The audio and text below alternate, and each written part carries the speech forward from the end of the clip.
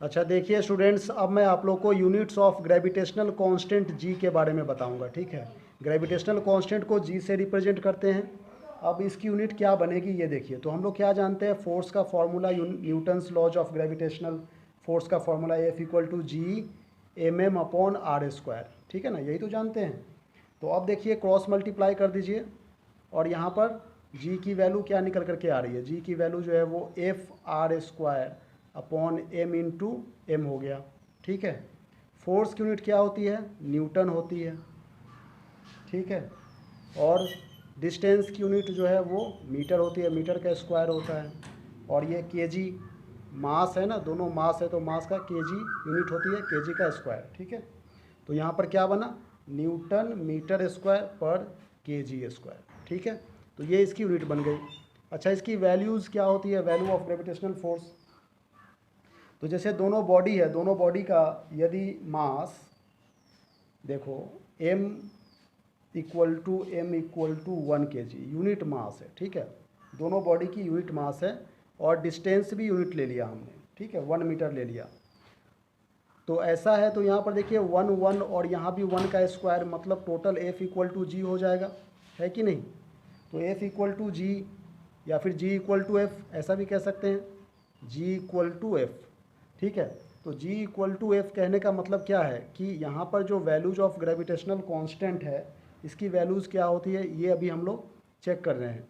तो देखिए gravitational force की जो ग्रेविटेशनल कांस्टेंट की जो वैल्यू है वही ग्रेविटेशनल फोर्स ऑफ अट्रैक्शन की वैल्यू है, जब दो यूनिट मास होते हैं और यूनिट डिस्टेंस से पार्ट होता है। ठीक है ना, तो वैल्यू ऑफ जी की बात करें तो क्या आ जाएगा यहाँ पर, इसकी वैल्यू आप लोग याद रखेंगे।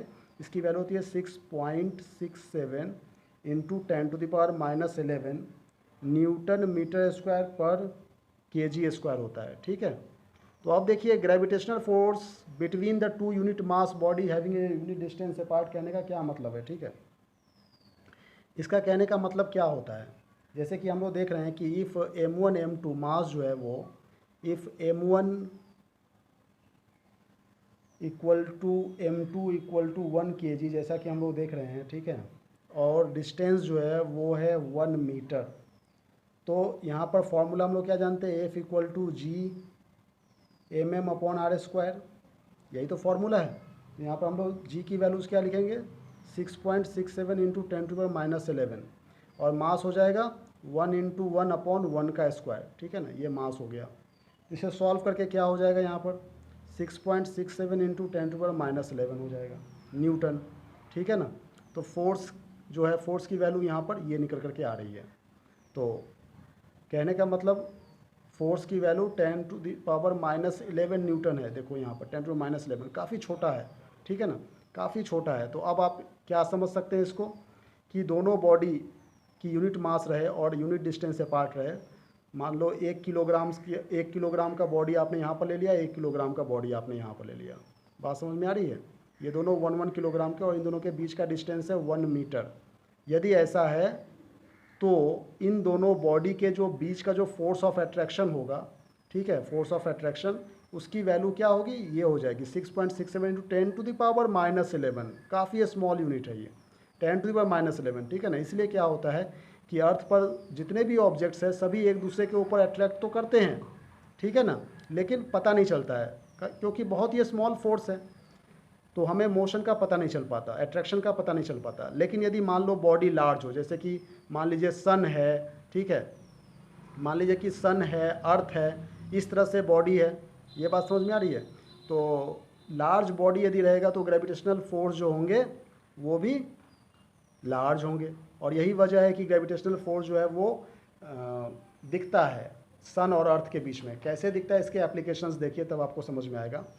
Gravitational force holds the solar system together. ये जो पूरा सोलर सिस्टम है, सन है, उसके चारों तरफ प्लैनेट्स राउंड कर रहे हैं, ये सब क्या है, ग्रेविटेशनल फोर्स ऑफ अट्रैक्शन के कारण ही हो रहा है। ठीक है, दूसरा कि gravitational force between the sun and earth, वो भी वही बात हो गई कि अर्थ जो है वो सन के चारों तरफ चक्कर काटते हैं एक यूनिफॉर्म सर्कुलर मोशन में, वो भी ग्रेविटेशनल फोर्स ऑफ अट्रैक्शन के कारण ही ऐसा होता है। ठीक है ना, समुद्र में जो ज्वार भाटा होता है, tied in A C, tied in ए सी मतलब ज्वार भाटा, मतलब rise and fall of water level on earth due to the gravitational force of attraction which is exerted by sun and moon on the water surface in the sea. ठीक है ना, समुद्र में जो पानी का जो लेवल है वो सन और मून के नज़दीक आ जाने के कारण उसमें पानी का लेवल ऊपर या फिर नीचे चला जाता है। बात समझ में आ रही है? मान लीजिए कि ये क्या है, ये एक अर्थ है, यहाँ पर अर्थ है सपोज करो, ये जो देख रहे हैं आप यहाँ पर वाटर है सपोज कीजिए। तो जैसे मान लो ये मून घूमते घूमते इसके नज़दीक आ गया, तो नज़दीक आ गया तो ये पानी को अपने तरफ खींच लेगा, ठीक है ना, लेकिन सब कुछ घूम रहा है ना। अब जैसे ये दूर चला गया तो पानी का लेवल फिर से नीचे चला गया। ये नज़दीक आया, पानी का लेवल ऊपर हो गया फोर्स ऑफ अट्रैक्शन के कारण। ये दूर चला गया, पानी का लेवल नीचे हो गया। इसी को कहते हैं टाइड। ये सब फोर्स ऑफ अट्रैक्शन के कारण ही होता है। ठीक है, तो बस ये 3 एप्लीकेशन ही आपके सिलेबस में। Thank you very much.